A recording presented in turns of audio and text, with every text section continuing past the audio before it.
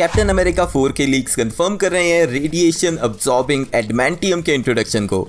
The fantastic four की script leak, first fight में दिखेगा कॉमिक्स का फर्स्ट पॉपुलर विलन। डिज्नी के क्वांटिटी कट डाउन में क्या इस साल देखने मिलेंगे Agatha Darkhold diaries, eyes of Wakanda and Spiderman show. Dwayne Johnson and Ben Affleck क्या ज्वाइन कर सकते हैं एमसीयू को। And finally Deadpool and Wolverine के new leak details. MCU phase 1 से 4 की बहुत सारी मेजर इवेंट्स को किया जाएगा disrupt. Also bonus spoilers related है स्पाइडरमैन 4 एंड सिडनी स्वीनी के यहाँ अपीयरेंस से, तो उसके लिए वीडियो एंड तक जरूर देखना। Hi super fans, I am Swapnil and welcome back to super spoilers season 2।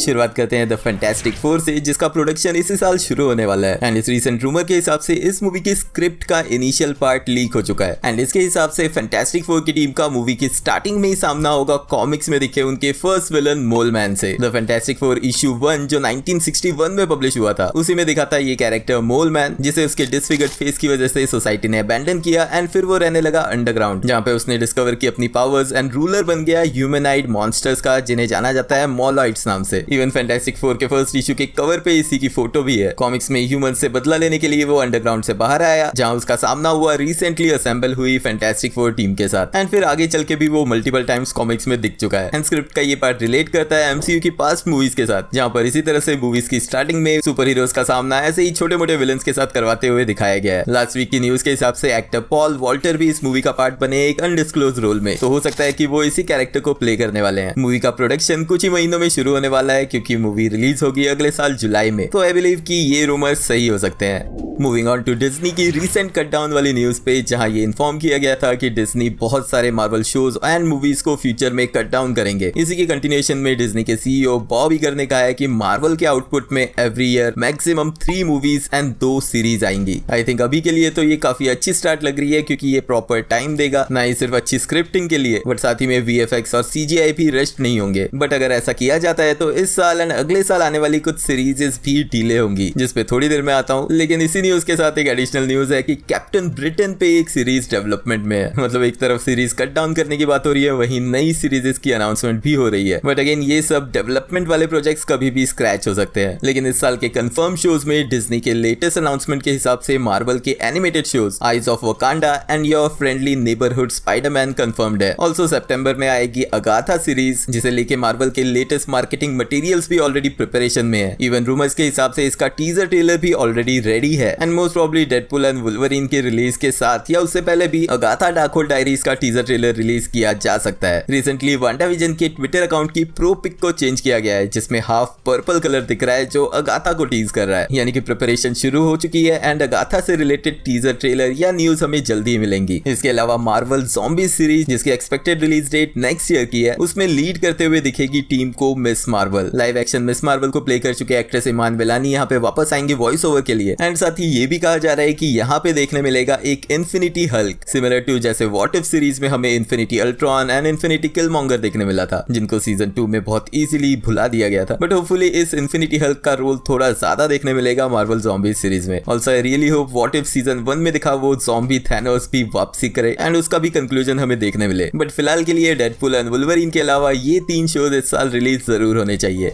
Next up is captain America brave new world, जिसके कुछ प्रमोशनल फोटोज रिलीज की गई है, जिनमें हमें कैप्टन अमेरिका सैम विल्सन का न्यू सूट देखने मिल रहा है। एंड इवन दो इन दोनों फोटोज में ही उसने हेलमेट नहीं पहना, बट कुछ प्रमोशनल आर्ट्स में वो हेलमेट भी क्लियरली दिख रहा है। डेफिनेटली ये टोटली डिफरेंट है स्टीव वाले कैप्टन अमेरिका के हेलमेट से एंड ज्यादा रिजेंबल करता है एयरफोर्स वाले हेलमेट से। लेकिन ये सही भी है, क्योंकि थोड़ा डिफरेंशिएशन तो होना ही चाहिए। साथ ही में इसी न्यू मर्च में हमें एडिशनली देखने मिल रहा है उसका न्यू फ्लाइंग अटैचमेंट भी, एंड पॉसिबिलिटी है कि ये फ्लाइट वाली अटैचमेंट बेस्ड हो सकती है नैनोटेक पे, क्योंकि फेज 4 के एंड में इन्फिनिटी वॉर में ही नैनोटेक ऑलरेडी इंट्रोड्यूस हो चुकी थी, तो उसे फ्यूचर में कैप्टन अमेरिका भी यूज करते हुए दिख सकता है। ऑल्सो इतनी बड़ी फ्लाइट अटैचमेंट को वो कहाँ छुपा के चलेगा पता नहीं, तो nanotech is the simplest solution. लेकिन ये सूट किस मटेरियल का दिखाया जा सकता है वो शायद आपको सरप्राइज कर देगा, क्योंकि नेक्स्ट न्यूज के हिसाब से जो इस मूवी का प्लॉट दिखेगा, जिसके बारे में मैं पास्ट वीक्स में भी बात कर चुका हूँ कि यहाँ एडमेंटियम के पीछे बैटल होती दिखेगी, जो डिस्कवर होगा टियामट आइलैंड पे। एंड उसी न्यूज के कंटिन्यूएशन में जापानीज होंगे जो फिगर आउट करेंगे कि कैसे इस सॉलिड मेटल को लिक्विड में टर्न किया जाए, क्योंकि मार्वल कॉमिक्स के हिसाब से भी Japanese scientist Lord dark wind ने इसे फर्स्ट टाइम डिस्कवर किया था कि एडमेंटियम को ह्यूमन स्केलेटन के साथ कैसे बॉन्ड किया जा सकता है, एंड उसी की थ्योरी को वेपन एक्स प्रोग्राम में यूज किया गया वुल्वरीन पे, जहाँ पे ऑब्वियसली वुल्वरीन का हीलिंग फैक्टर था जिसने उसे मरने से बचाया। लेकिन यही वो एडमेंटियम लिक्विड फॉर्म है जिसके पीछे होगा लीडर, एंड मूवी की स्टार्टिंग में initially captain America and falcon इसी मटेरियल को लाएंगे यूएस में, जिसके बाद वही वाला फुटेज जो सिनेमाकॉन की डिटेल्स में हमें पता चला था, जहाँ प्रेसिडेंट कैप्टन अमेरिका को ऑनर करेगा एंड वहाँ पे भी एक फाइट देखने मिलेगी। बट एडिशनली यहाँ रूमर है कि ये एडमेंटियम रेडिएशंस को एब्जॉर्ब कर सकता है। अब अगर ये चीज सच होती है तो ऐसा दिखाया जा सकता है कि कैप्टन अमेरिका का न्यू सूट बना हो एडमेंटियम का, क्योंकि उसकी शील्ड ऑलरेडी वाइब्रेनियम की है, उसके फ्लाइट अटैचमेंट नैनोटेक के हो सकते हैं, एंड उसका सूट अगर एडमेंटियम का हो जो रेडिएशन एब्जॉर्ब कर सकता है, तो ऐसे में ये सुपर सीरम के without Sam Wilson new captain America के रूप में रेड हल्क का सामना करते दिख सकता है, वरना एज अ ह्यूमन वो उसका सामना नहीं कर सकता। बट अगर उसका सूट रेडिएशंस एब्जॉर्ब कर सकता है तो ये फाइट टक्कर की दिखाई जा सकती है। But again this is just a theory. इस थ्योरी के बारे में आपके क्या थॉट्स है वो कमेंट्स में मुझे जरूर बताना।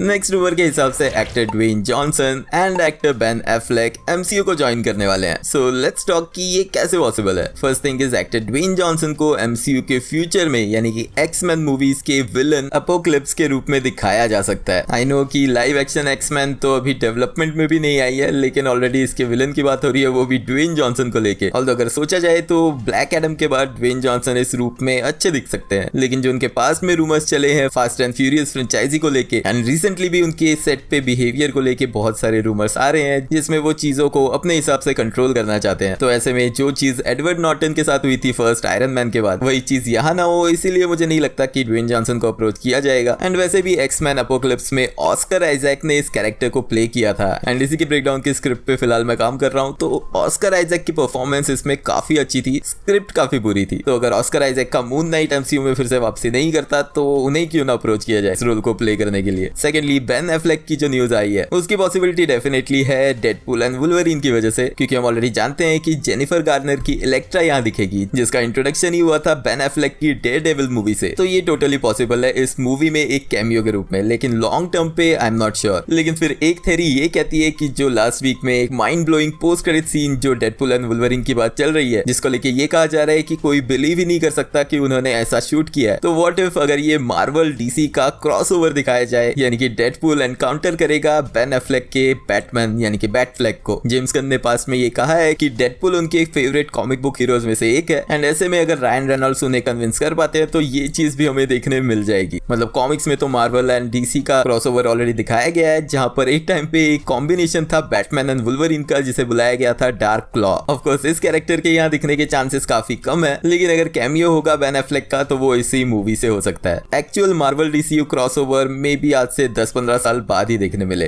एंड फाइनली बात करते हैं डेडपूल एंड वुल्वरीन की, जिसके रूमर्ड प्लॉट डिटेल्स में बहुत सारे स्पॉयलर्स हैं। लेकिन उससे पहले लास्ट वीक ही रिलीज हुआ एक और छोटा सा फुटेज 10 सेकंड का, जिसमें वैसे कुछ डिटेल्स नहीं है other than basically Wolverine Deadpool के फेस का मजाक उड़ाता है, एंड देन कैसेंड्रा के बेस को देख के डेडपूल जोक मारता है कि पॉल रड फाइनली एज हो चुका है, जो ऑब्वियसली एंटमैन को प्ले कर रहे एक्टर पॉल रड के हमेशा यंग दिखने पे कमेंट है। Can you believe this guy is 55 years old, अभी भी कॉलेज स्टूडेंट का रोल प्ले कर सकते हैं ये। इसके अलावा एम्पायर मैगजीन में डेडपूल एंड वुल्वरीन का कवर रिलीज किया गया है, जिसमें अगेन उन दोनों के साथ दिख रहा है डॉगपूल भी। ऑल्सो इसी मूवी के प्रमोशन के लिए एक लिमिटेड एडिशन स्टैच्यू भी रिलीज किया गया है, जिसमें वुल्वरीन डेडपूल को उठाए हुए है और उनके साथ में दिख रहा है डॉगपूल। एंड इंटरेस्टिंगली तीनों ने मास्क पहन रखे हैं। अब ये छोटा सा स्टैच्यू है $250 का, रुपीज में खुद कन्वर्ट कर लेना। अब बात करते हैं उस रूमर्ड साइनॉप्सिस यानी कि प्लॉट डिटेल्स की, जो एक्चुअल में देखने मिली मार्वल के ऑफिशियल स्टोर ज़ैज़ल पे। ज़ैज़ल ऑफिशियल स्टोर है जो मार्वल के मर्चेंडाइज को सेल कर रहा है। एंड यहाँ पर अबाउट में जो ऑलरेडी हम ट्रेलर में देख चुके हैं उसके सिमिलर ही है, लेकिन एडिशनली मेंशन किया गया है कि ये दोनों ही विजिट करेंगे फेज 1 से लेके फेज 4 के कुछ फेवरेट मोमेंट्स को, जिस रीजन से हमें देखने मिलेंगे कुछ अनएक्सपेक्टेड कैमियोज। अब मैंने साइट पे और भी प्रोडक्ट्स चेक किए, लेकिन उनमें डेडपूल एंड वुल्वरीन के अलावा कोई और एडेड नहीं है, यानी कि इतना पार्ट लिखने के बावजूद कुछ भी और लीक नहीं हुआ है। बट अगर देखा जाए तो फेज 1 से लेकर फेज 4 तक कौन से इंपॉर्टेंट मोमेंट्स है, ऑब्वियसली 2012 की अवेंजर्स का अवेंजर्स असेंबल वाला मोमेंट, एज ऑफ अल्ट्रॉन में पिएट्रो की डेथ वाला मोमेंट, क्योंकि फॉक्स में भी पीटर मैक्सिमॉफ दिख चुका है हमें, and importantly Avengers end game की फाइनल बैटल वाला मोमेंट, जिसको लेके बहुत सारी थ्योरीज चल रही हैं, जिनमें से एक मैंने भी डिस्कस की थी अपने 30 डिटेल्स वाले वीडियो में। लेकिन साथ ही में बहुत सारे और छोटी छोटी मोमेंट्स हो सकते हैं जहां पर ये लोग एंटर करेंगे एंड अपने आर रेटेड फ्रीडम का फायदा जरूर उठाते दिखेंगे। आपके हिसाब से एमसीयू के फेज 1 से लेकर 4 के कौन कौन से मोमेंट्स ऐसे हो सकते हैं जहां पे डेडपूल एंड वुल्वरीन जरूर जाएंगे? कमेंट्स में लिख के मुझे बताना।